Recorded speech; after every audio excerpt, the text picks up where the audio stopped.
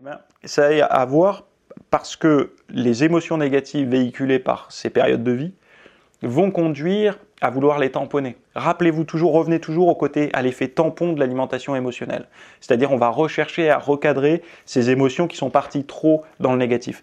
Donc à une période de mi-vie comme ça, quand l'homme se rend compte qu'il n'a pas ces qualités-là, qu'il lui faut absolument et tout, qu'il va commencer à vivre peut-être une petite dépression ou autre, forcément, naturellement, instinctivement, il va chercher à tamponner ça par des activités du quotidien.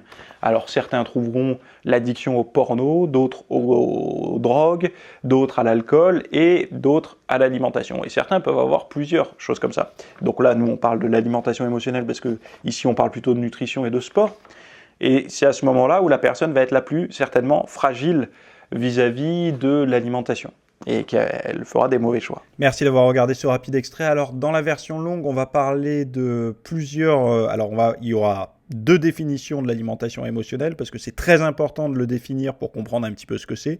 Parce que je me rends compte que regardez, tapez définition sur Google, vous trouverez aucune définition correcte. Ensuite, on va parler des dernières études. Donc, il y a une étude... Donc voilà les thèmes, hein. Aime-moi Tinder, donc Tinder, l'application de rencontre, hein. Oui, il y a bien des études scientifiques là-dessus, et on va en parler parce qu'il y a un lien avec ça. On va parler des hommes qui doutent, on va parler c'est quoi les normes masculines, on va parler est-ce que la nourriture de mauvaise qualité en crise de boulimie, est-ce qu'il y a que ça ou est-ce qu'il y a autre chose, l'alimentation nocturne et les facteurs de risque de dépression, la nature au secours de notre image, MyFitnessPal et la santé mentale, du yoga m'as-tu vu sur Instagram, et après il y aura un exercice basé sur les émotions.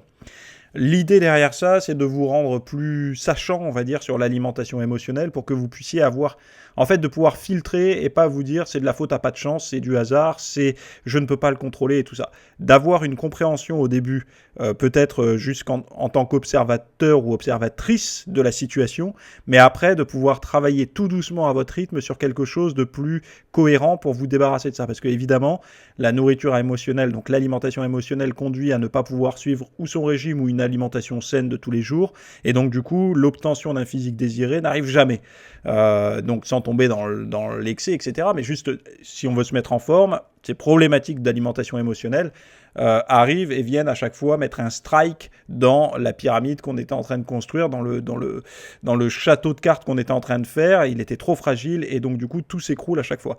Donc l'idée derrière ça, c'est de vous rendre plus fort et plus compétent par rapport à l'alimentation émotionnelle. Donc ça se retrouve en description dans les notes là sous la vidéo ou sur le petit bouton que vous avez si vous êtes sur le site.